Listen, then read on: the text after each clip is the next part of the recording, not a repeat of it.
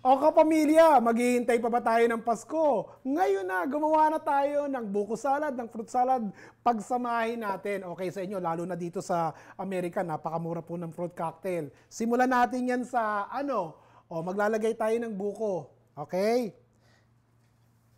Kayong mga taga West Coast, okay na okay kasi maraming available na fresh buko dito sa inyo. Kung wala naman po kayong mabili, then get the frozen one and then tunawin nyo po and just make sure hindi nyo po isama ang tubig. Okay, pinatuyo na po ang fruit cocktail.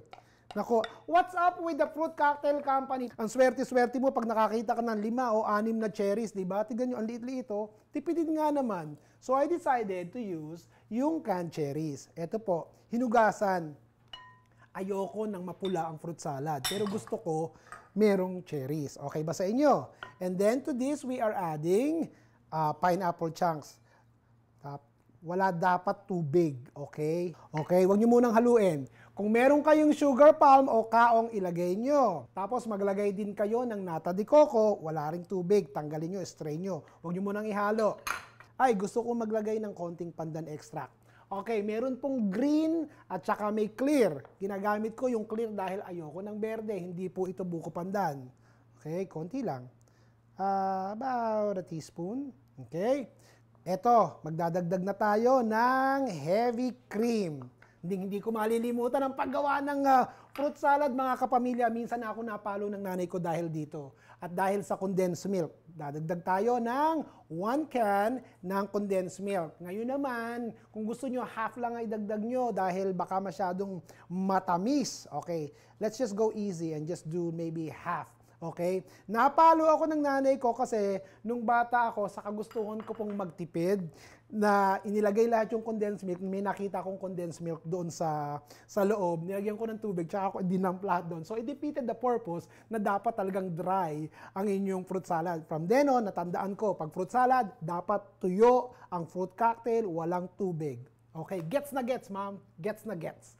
Ako lang ba ang naglalagay ng keso sa fruit salad, mga kapamilya? 2 keso pa ilalagay natin.